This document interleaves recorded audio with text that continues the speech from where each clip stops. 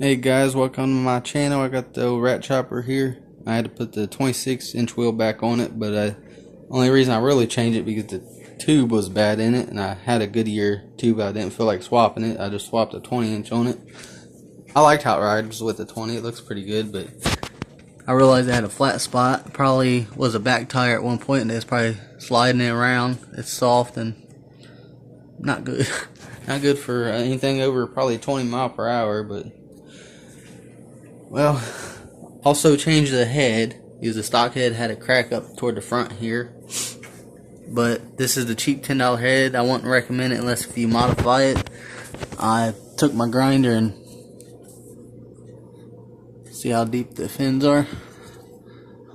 Grinded all the way around it. They're nice deep fins.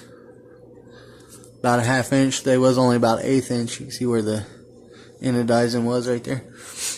It cools way better than it did.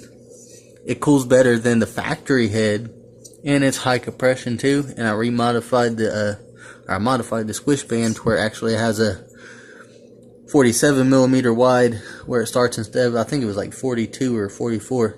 So I made the squish band wider, modified it. I got the squish band set at like 0.6, 0.7 millimeter. From the piston now. I also removed because it's a Zeda motor, I removed one of the base gaskets to lower the transfer timing to the around 120 now, duration, and the exhaust is around 160, and the intake's got a third transfer, so it's open all the time. The reed valve monitors that. 22 sprocket. I think it's right around, I don't know, I think it was like 50 or 60 mile per hour. I'd have to check it again, but I'll put it in the video. At 9,000 RPM. I had it 50 yesterday. I took it out and hit 50. It was a nice day. Today's crappy again, so there was a lot of traffic, so I couldn't use it's geared pretty tall. It needs a decent runway. This thing's probably only about 5 horsepower, but it needs a decent straight stretch to get up speed. It had more, I just had to keep slowing down. But it gets up alright once I rev it out and put the clutch out the right way. Another thing, carburetor. These are 14 millimeters NT carburetors. Here's what I did to the filter. I already showed that, I'm sure, but well, I ported it. This side was 14. I ported it to 16.5 millimeter. It ain't gonna focus. There it goes. And the other side was right under 15, and now it's 15.8 or 9.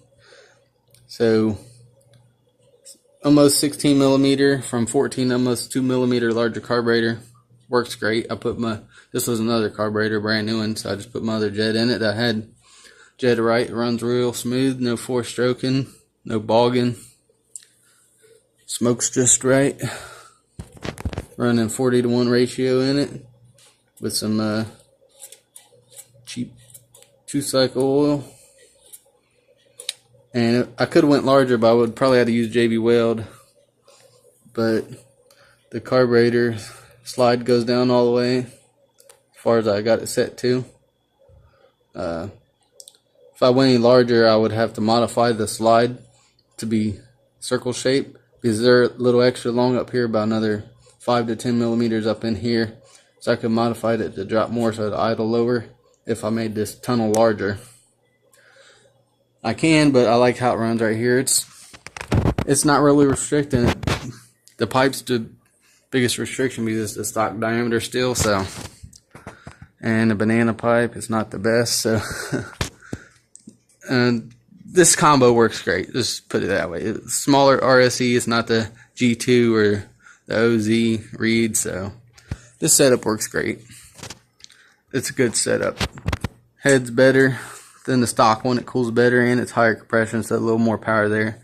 It might hurt the RPMs a little. I did rev it out to 10,500 RPM with the 36.2 sprocket I had. It was like 41 mile per hour or something. 41, 42. But it might hurt the revs a little bit with this high compression head, maybe. It should still rev over 9,000 pretty easy, so 50. I'm thinking I should be able to get 52 to 55 out of this setup, only because it's, like I said, maybe 5 horsepower. And the motor was loose. See where the pedal arm was rubbing there? I got it over now. It's about even on both sides. Yeah. I had to use this. I didn't use the U-bolt bracket, so I just took and put some sockets on here to pull it over and to pinch it tight. It's solid now, it don't move. But there's a little quick update on the rat chopper. I keep this in there because it likes holding oil up in here. It drips out every now and then, but I keep that in when I bring in the apartment. But there it is. Just a quick little update. I'll get a run video once so I get some better weather. Thanks for watching. Later.